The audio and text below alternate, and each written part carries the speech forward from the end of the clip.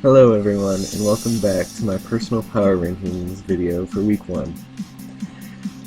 By the way, if I ever say the wrong week, it's because of the first video I did on the draft power rankings. To me, for some reason, that just feels like the first week. I kept thinking this was week 2, even though it's not.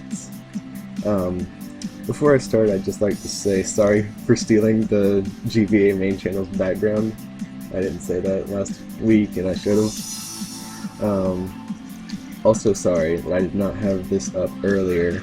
I probably could have had this done like Tuesday or Wednesday, but this week's been kind of crazy. I've been throwing up, having migraines, getting lightheaded, all on separate occasions too. All while I'm trying to study for an AP test and get an honors chemistry project done. Like, I couldn't even find time to write a little snippet every day on Pokeamino for the 30-day challenge. But yeah, which, by the way, I have that now. My username is Killer48, just like everything else. But I've decided to just take a break from that until the summer. But you can still follow me if you'd like. Last thing before we start, I hope you guys like the music. It's just a playlist of basically everything made by and around Glitch City, set to shuffle. And by around, I mean stuff from Happy Dragonite that was uploaded on her channel, or music on Pokemon Reborn that was not done by her. And we'll talk about Reborn later. Okay. I'm sorry we had so much to talk about in that intro. It didn't take too long, but still. Let's get into the power rankings now. For number 12, we have the Detroit Steel Wings. Unfortunately, someone has to be last, and this team was already low on last week's power rankings. And after losing decisively to another team that was also pretty low, 12th is where this team is staying unless they can prove otherwise. Here you can see on the spreadsheet that shows only one kill, which came from Chandelure, and a -5 differential. They just need to step up their game if they want to move out of the spot. Number 11, the Pittsburgh Piratas. I really hate to do this, but they got 6-0. There's no way around it. Now, Tup said to me that the season will prove his team, and so far it's not done that yet. Tup also has one of, if not the most difficult schedule of the season. His next 3 weeks have John, Miguel, and Shady. He also has to face Shady 2 weeks later, as well as Steve and Hank later on. With all these tough matches and the rough start, I think Tup will be hard-pressed to make it to the playoffs. Not much to see on the spreadsheet though, just 6 Pokemon with a death apiece. Number 10, the Long Island Regirockers. Now this is a fairly large change from last week's power rankings. Preseason power rankings were based off of little more than the teams, so this week is probably the most that these power rankings will be moving and changing throughout the season. Nips lost to Miguel, which is by no means bad. Miguel is a great player, and I wouldn't normally count the loss against him so hard. The reason I've moved Nips down so much is because I think I overestimated him to start with. He made some sets and plays I just don't agree with, mainly regarding Magnezone. Air Balloon, Magnet Rise, Magnezone, I just don't get that. Also, trying to trap the Blade was kinda iffy. I'm not blaming him for not knowing that ghost types are immune to Magnet Pull. I didn't know that either, but you know, I don't really play singles anymore at the moment, so I at least have an excuse. Anyways, I'm not blaming him for that. I'm blaming him because if Miguel had SD'd on a turn it took to switch zone in, a Shadow Claw and Shadow Sneak would have taken it out and left Miguel with a +2 doublet on the field. HP Fire from a timid Magnezone has about an 84% chance to 2-hit KO, and I know from DGC that you always calc to do things properly. You either kill 100% of the time, or you live 100% of the time, depending on what you're trying to do. And that's what he should have done. If he went into this game planning to trap the Blade, then he should have run mods to 2-hit KO it 100% of the time. That's just what you do in a competitive format like this. Yeah, maybe I'm just looking into this move too much to find something else wrong with Magnezone since I didn't like the moveset this week. I don't know. Either way, it's just a few things I didn't like. The team itself still has great potential, as long as he doesn't go too crazy on the sets like he did with Magnezone this week. Not too much on the spreadsheet this week. Next week I'll be sure to have like a weekly and a season-long spreadsheet, so you can see the kills, deaths, and differential of each Pokemon for the week and the season. Oh, I put average instead of differential. Oh well, I'm already getting late on the... This video is already late, I'm not going to go back and change that. That'll be fixed next week. Number 9, the St. Louis Rampardos. 5-0ing the possibly worst team in the league isn't going to move A-Drive up very much. If he can beat Shady next week, then he'll get somewhere. I will say that I like his confidence that he shows in himself and his team, but as Steve has proved, confidence and rallying speeches don't always change the outcome of the battle. I will also say that A-Drive has proved me wrong to go against his Mega Choice. I said that the normal version of Sableye is arguably better, and he went toe-to-toe with it and came out on top easily. He may have proved me wrong in that aspect, but did you see Slurpuff, Archeops, Klinkling, or Gourgeist in that battle? No, you didn't.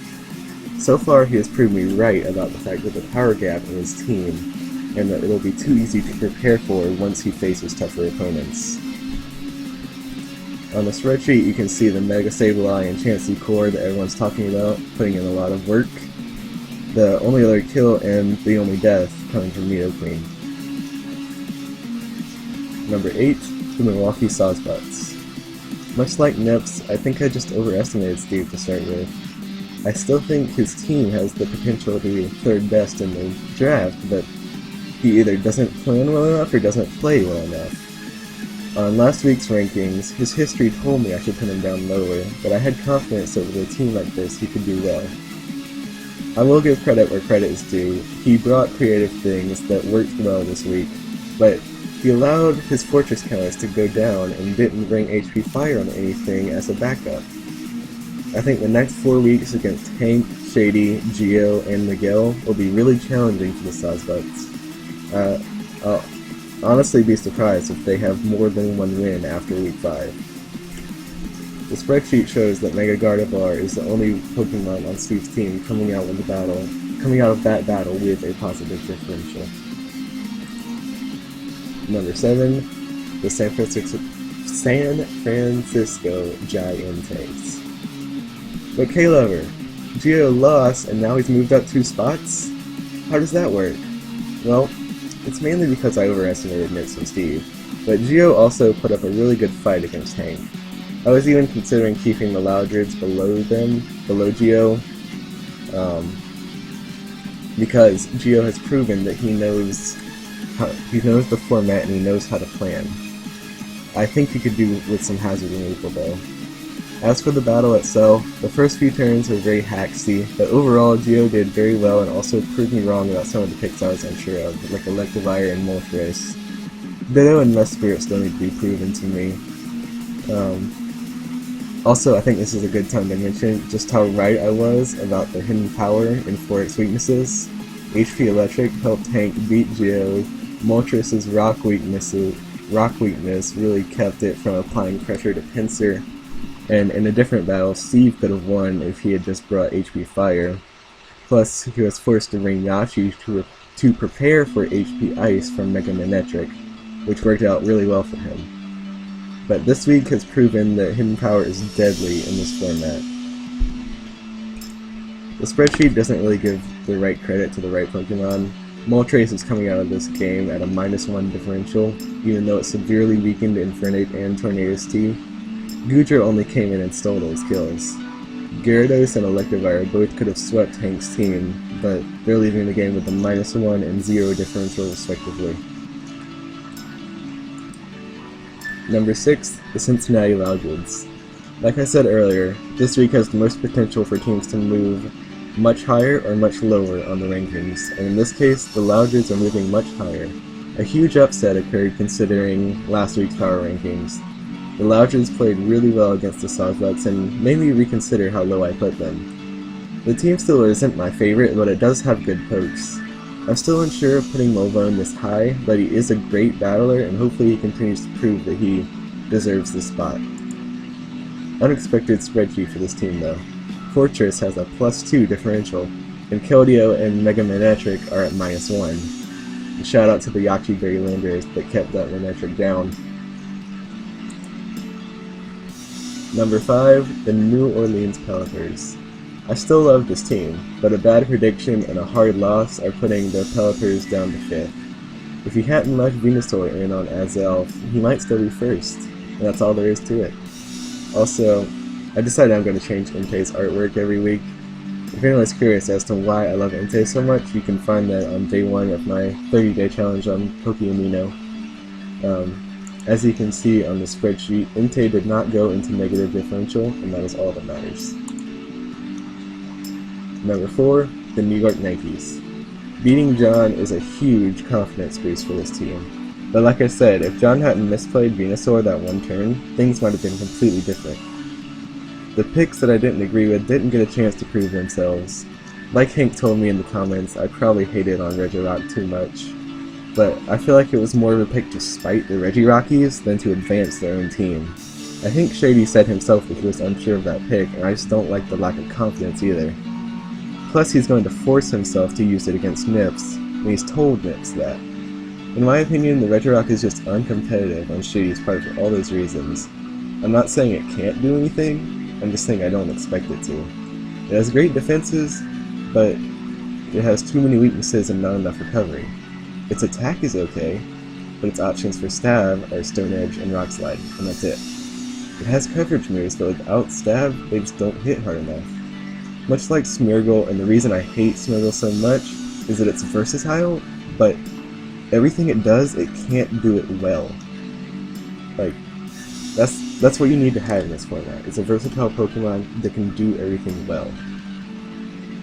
Like, that's why no one drafted Smeargle. It's the most versatile Pokemon in the league, and everyone's always talking about versatility, but no one drafted Smeargle. Why? Because it can't do anything it does well. And I feel like Regirock is close to the same way. I didn't really mean to explain my thoughts on Regirock in this much detail, but there you go, Hank. I hope I justified my thoughts on Regirock. As I said before, if someone or something proves me wrong, then I'm okay with it. And the same applies to this Regirock. Okay, on to the spreadsheet.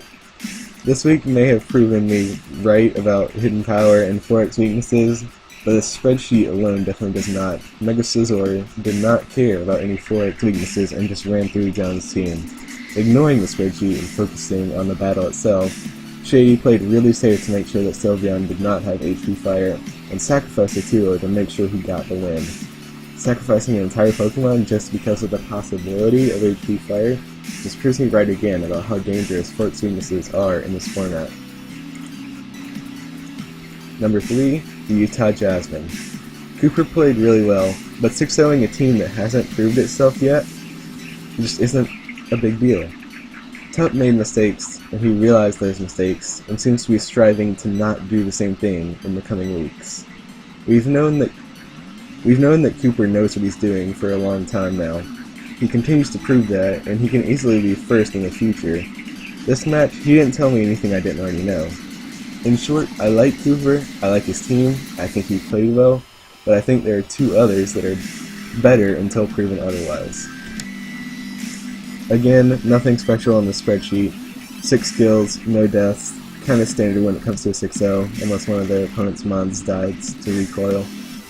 And we'll talk about Lucario and Vaporeon when we get to the MVP race. Number 2, the Winnipeg Aquajets. I'm sad to see Gio lose, but happy Hank won. This is the feeling I've come to expect from the GBA. I felt the same in Tup vs Cooper, as well as Shady vs John. I guess I just like too many teams. Anyways, Hank played really well against all odds, between a flinch, a hurricane miss, and a misgen, all within the first couple of turns that basically took 2 of his Pokemon out of the game. He still won convincingly. I don't feel comfortable putting him at number 1 just yet, but I can definitely see him getting there in the future. And I'm sure you're watching, Hank. Keep up the good work. Again with this match, the spreadsheet doesn't accurately portray what happened. Mega Pinsir surprisingly only has 1 kill, but just the threat of it being there very affected the way Gio played. Infernape possibly played the biggest role in this match just by getting up those rocks. We kept Moltres, Scolipede, and Gyarados at bay. It felt like Latias didn't really do much even though it got 2 kills. And lastly, number 1, the Real Morel. Not much to say here, just a good player with a good team. With John falling this week, Miguel is simply my next choice. Much like Cooper, his win didn't really tell me anything I didn't already know. Hank had to claw back from his battle from hacks and showed me how good of a player he is, and that's why he stayed ahead of Cooper, even though Cooper got a 6-0. Hank proved a lot, but not enough to pass Miguel just yet, but he's catching up. They're both in fairly easy conferences and have fairly easy schedules, and I think you'll see them along with Cooper if he can stay ahead of John, fighting for this top spot all season. And you can see on the spreadsheet that Megalophony just cleaned up the Regirockies, although not without some help from Hydreigon. The MVP race. Week 1 is probably the most boring when it comes to the MVP race. I'm not even doing the top 10, I'm just doing the top 9 since those are the ones that have the +2 differential. Trying to show the tiebreaker between all the codes with the +1 differential would just be dumb. So as you can see, Lucario and Megalophony are tied for first. They have 3 kills and no death for a +3 differential. They are very similar as well. Both are fighting types and both came in late game to sweep the final 3 folks. The last 7 are all tied for second, but third technically because Lucario and Lophony take the first and second spots, even though they're sharing the podium in this image. The other 7 have 2 kills and no deaths for a +2 differential. There are quite a few surprises within these 7. Vaporeon, Fortress, and Chansey. It'll be interesting to see how many, if any of them, can stay on the board in the coming weeks. For anyone who would rather see a spreadsheet version of this than a picture, Cooper, if you're watching, and a couple of cool stats. 1/3 of these top 9 are Megas. Also, a third of them are Steel types. Mega Scizor is the only one that falls into both those lists. 5 out of 9 are bulky or defensive. I'm not sure what EVs Latias brought, but it ate up Moltres' air slashes, so I'm considering it bulky. Next week, just like with the KD ratio spreadsheets, I'm going to implement a seasonal and a weekly MVP race, so that should be more fun. To finish up, I'd just like to say thank you to all the GBA members for inspiring me to create that first video, and now this one as well. So for my very small fan base, I guess? It feels weird to call you guys that. Viewership, maybe? No, it's too formal. Whatever, I have a question for you guys. Would you like to see non-GBA content from me? I would love to do a playthrough of a fan-made Pokemon game, and I'm thinking of Pokemon Reborn. I could also do Omnicron or Insurgence, but I really want to do Reborn. I'm going to take a second to share my experience with the game so far, which will also let the people who don't know it get a chance to get a feel for it. So I've played up to the 11th gym. That's right, it has at least 11 gyms. So already more than a normal Pokemon game. I think there will eventually be a gym for every type. Anyways, the 11th gym is a fire gym that runs a sun team and also has field effects that boost fire type moves. Field effects. Another great and unique thing about the game. The difficulty level is almost always perfect. Challenging, but not too challenging. But I was struggling on this gym more than usual. So I went back and caught a thick fat wall rain to help deal with it better. Because it gets Blizzard to get rid of the field effect and Rain Dance to get rid of the sun. I had this whole plan in my head. So all that, the Blizzard and the Rain Dance, and well, actually no, the Rain Dance was not part of my plan, and that was my mistake. I didn't realize that it could learn Rain Dance until it was too late. I taught it Hail with my 1 heart scale, and yeah, I realized as I did that it got Rain Dance, and I had no more heart scales, and at that particular part it wouldn't let me backtrack very far, so I couldn't get another heart scale. And without Rain Dance, I was just unable to win and just gave up. So ever since then, I've wanted to start over and make a better team anyways.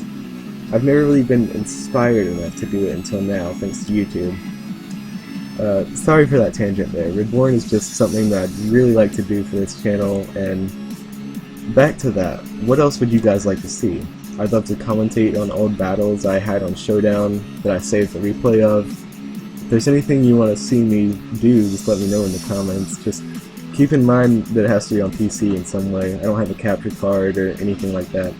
But emulated games, Steam games, even browser games, just let me know, and if I'm interested, I'll do it. I'm sorry if this video seemed more about me than the power rankings. The beginning and end, they're just kind of ramblings that don't have to do with the GBA, ranging from music to Pokemon to Pokemon Reborn. So I'm sorry about that. I don't know how noticeable it is, but I feel like I put a lot more effort into this video than the last one, even though I just reused a lot of the stuff from the previous one. Hopefully next week will be even more polished. I don't know how many people noticed this, but the backgrounds don't mesh with some of the logos, like the Detroit Sea Wings and the St. Louis Rampardos. I've installed GIMP, so hopefully I'll have that fixed next week, where I can get rid of the background and put the image in. It's also how I got rid of the white background on the winner's podium for the MVP race. I would have paused it all this week, but I'm late as it is, and the next GBA matches are a day away. So, I'm sorry for rambling again. I hope you enjoyed, and thank you for watching.